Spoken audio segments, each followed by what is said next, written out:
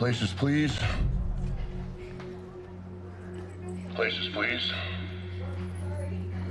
This is your places call for the final performance of the Razzle Dazzle.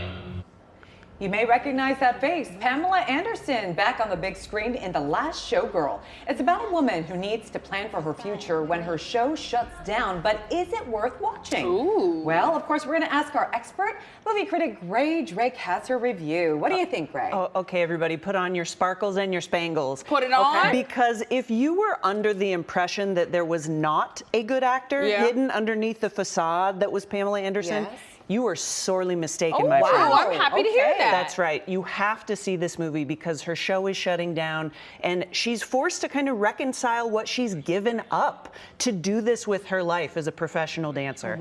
Pam Anderson shines in this movie, and I think that, I mean, Golden Globe nominations, I think she's going to get an Oscar nomination. Really? Yes, I do. I believe in her.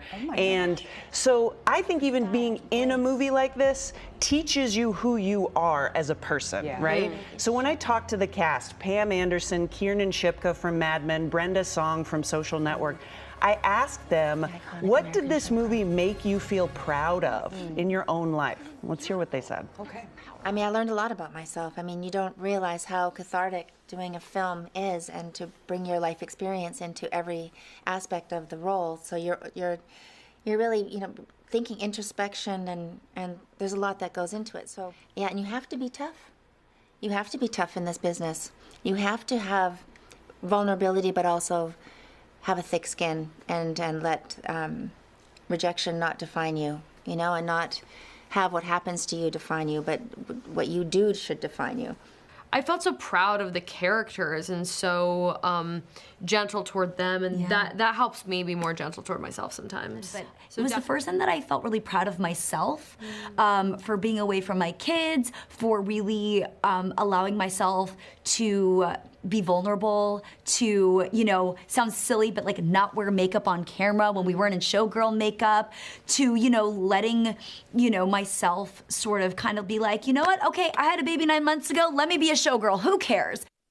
Yes, girl. Yes. I love that. I feel like we're hearing from a different Pamela Anderson. You know, we know her as the, you know, Baywatch beauty, wife of Tommy Lee. This is such a different, deeper side of her. She is she's taking control of herself and her image, and it is so empowering to watch. So this movie's screening over at the AMC Century City, and she's doing Q&As after the 7:45 show tomorrow, Saturday, and I have the honor of talking to her. Oh, that's going to be amazing. I know. We'll tell her she's absolutely stunning, which I know she's heard a million times in life, but she still looks fire there with no makeup. Yes, and I'm bringing my Kleenex, so. As you should. Okay, well, have a great time. We have another movie to talk about, Carry On. This one seems to be an airport drama. Oh, yeah, so simple and elegant, okay? Taron Egerton, who plays Elton John in Rocket Man, this time he's a TSA agent on Christmas Eve at the airport. He takes that day to take some initiative, gets himself put on the X-ray machine. Oh. Boom, Jason Bateman, terrorist plot. He has to thwart it. His family's being threatened. This is a really good action movie. It is? It takes a minute to get fired up, but once it does, like, you will be yelling at your television. Really? Yes. And I always enjoy Jason Bateman. Okay, two good ones to watch. Great, thank you so much. Always good to see you.